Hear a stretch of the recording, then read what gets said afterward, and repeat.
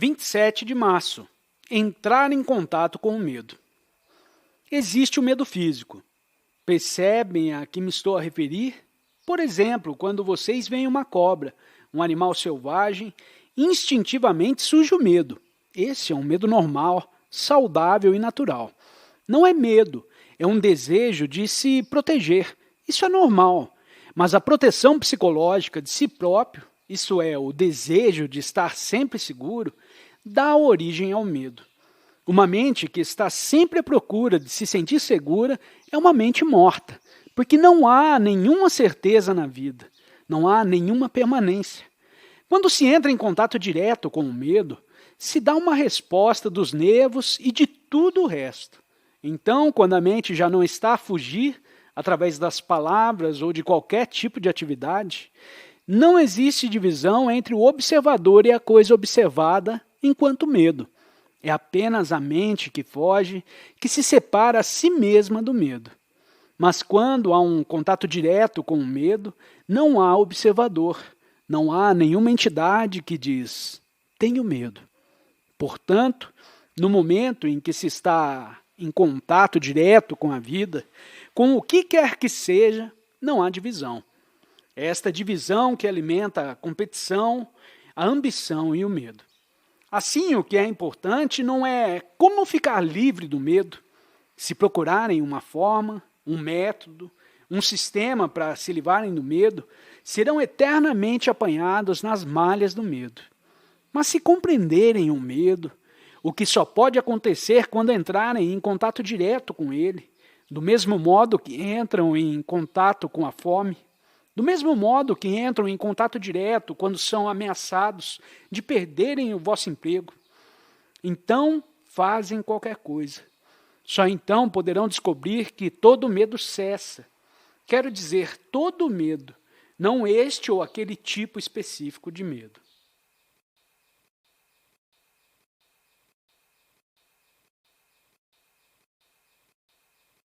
28 de março.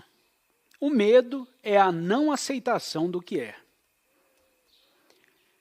O medo encontra diversas fugas. A variedade mais comum é a identificação, não é verdade? A identificação com o país, com a sociedade, com uma ideia. Já repararam na forma como respondem quando vem uma procissão militar ou religiosa, ou quando o país está em risco de ser invadido? Então se identificam com o país, com o ser, com uma ideologia. Noutras alturas, se identificam com o seu filho, com a sua mulher, com uma determinada forma de ação ou de inação. A identificação é um processo de autoesquecimento. Enquanto eu estiver consciente do eu, sei que haverá dor, luta, um medo constante. Mas se eu puder identificar-me com algo maior, com algo que vale a pena, com a beleza, com a vida, com a verdade, com a crença, com o conhecimento, pelo menos temporariamente, se dá uma fuga do eu, não é verdade? Se falo do meu país, por momentos estou a esquecer de mim mesmo, não estou? Se puder dizer algo sobre Deus, esqueço de mim. Se me puder identificar com a minha família, com um grupo, com um determinado partido, com uma certa ideologia, então se verifica uma fuga temporária. Será que agora sabemos o que é o medo? Não será ele a não aceitação do que é? Temos de compreender a palavra aceitação. Não estou a utilizar essa palavra no sentido de um esforço que é feito para se aceitar algo. Não há nada que aceitar quando se compreende o que é. Quando não vejo claramente o que é, então dou início ao processo de aceitação. Portanto, o medo é a não aceitação do que é. –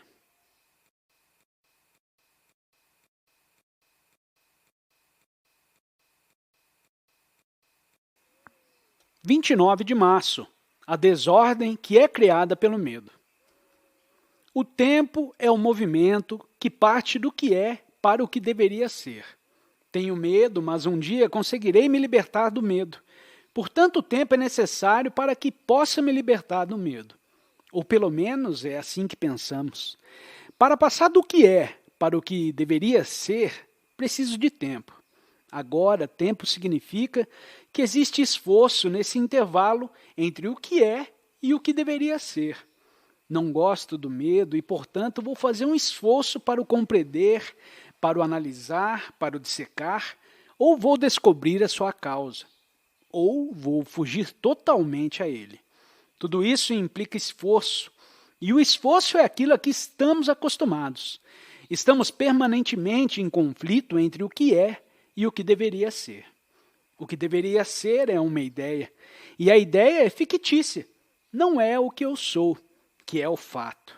O que eu sou só pode ser alterado quando compreendo a desordem que é criada pelo tempo. Portanto, será que é possível que eu me consiga ver totalmente livre do medo, completamente no mesmo instante? Se permito que o medo permaneça, criarei sempre desordem, não um meio de me ver definitivamente livre do medo. Assim, não existe um processo gradual para nos libertarmos do medo. Da mesma forma que não existe nenhum processo gradual que nos permita libertar do veneno do nacionalismo. Se vocês forem nacionalistas e disserem que um dia todos os homens se sentirão irmãos, no intervalo entre uma coisa e outra, acontecem guerras, ódios, miséria e toda essa aterradora divisão entre um homem e outro. Portanto, o tempo está a criar a desordem.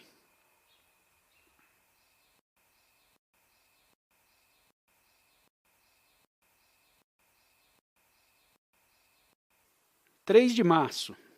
Existe um fato mais profundo que nos torna dependentes? Sabemos que somos dependentes do relacionamento com os outros ou de alguma ideia, ou de algum sistema de pensamento.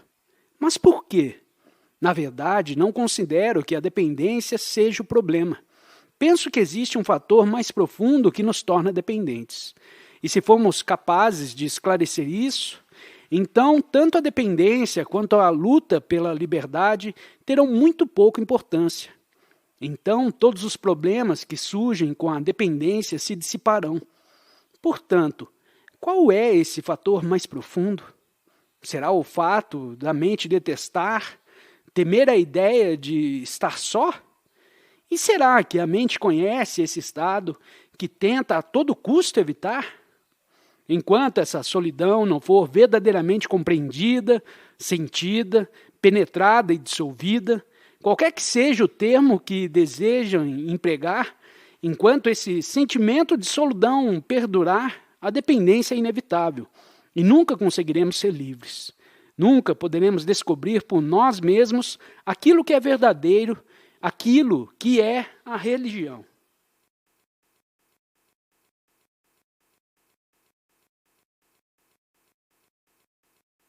(30 de março). De que forma encara a raiva? É óbvio que olho para ela como um observador que está com raiva e digo, estou enraivecido. No momento da raiva não existe um eu. O eu surge imediatamente a seguir, o que implica tempo. Será que posso olhar para o fato sem o fator tempo, que é o pensamento, que é a palavra? Isso acontece quando existe o ato de olhar sem a presença do observador. Vejam aonde isso me conduziu.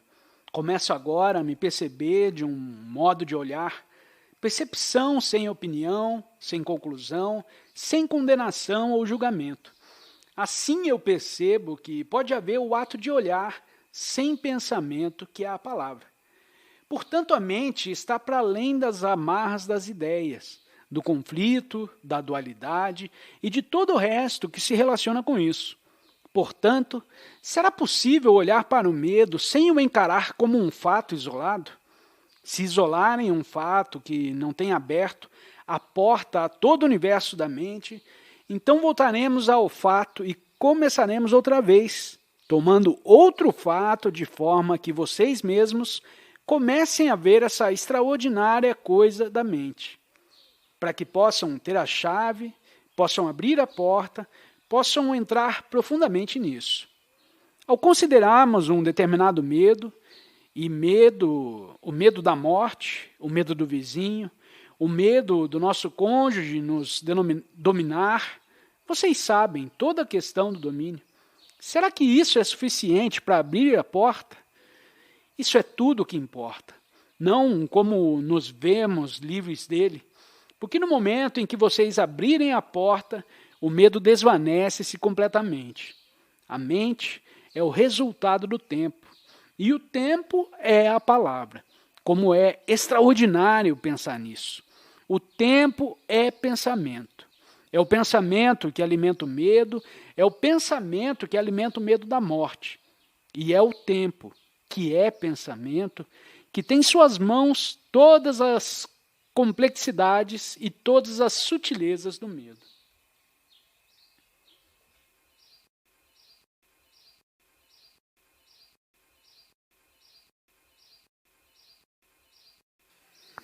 (31 de março) A raiz de todo medo. A ânsia por ser outra coisa diferente do que se é, dá origem ao medo. Ser, alcançar e, portanto, depender, engendra o medo. O estado em que não existe medo não é negação, não é o oposto do medo, nem tampouco é coragem. Na compreensão da causa do medo reside o seu fim, não no ato de se tornar corajoso, porque em todo o vir a ser habita a semente do medo. A dependência de coisas, de pessoas ou de ideias alimenta o medo. A dependência nasce da ignorância, da ausência de autoconhecimento, da pobreza interior. O medo dá origem à incerteza da mente e coração, impedindo a comunicação e a compreensão. Através da autoconsciência, começamos a descobrir e, portanto, a compreender a causa do medo. Não apenas os medos superficiais, mas também os medos com causas muito profundas, os medos que se vão acumulando. O medo é simultaneamente de natureza interna e adquirido. Está relacionado com o passado e, para se poder libertar o pensamento, o sentimento dele, o passado deve ser compreendido através do presente. O passado está sempre a querer originar o presente, o qual acaba por se tornar a memória de identificação do eu e do meu, que em conjunto constitui o eu. O eu é a raiz de todo o medo.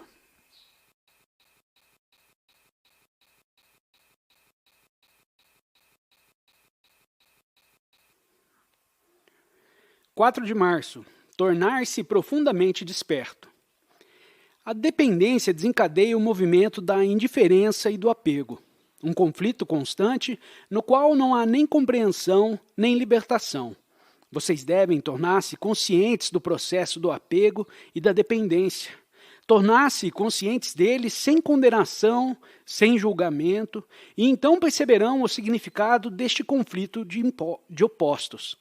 Se conseguirem estar profundamente conscientes e dirigirem o pensamento no sentido da compreensão do que realmente significa a necessidade, a dependência, então a nossa mente consciente ficará aberta e clarificada relativamente a isso.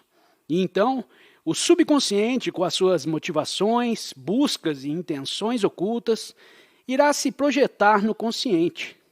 Quando isso acontece, devem estudar e compreender cada sugestão do subconsciente. Se fizerem isto muitas vezes, tornando-se conscientes das projeções do subconsciente, que tem lugar depois do consciente ter resolvido o problema, através do pensamento da forma mais clara possível, então, apesar de darem atenção a outros assuntos, o consciente e o subconsciente resolverão o problema da dependência, ou qualquer outro problema.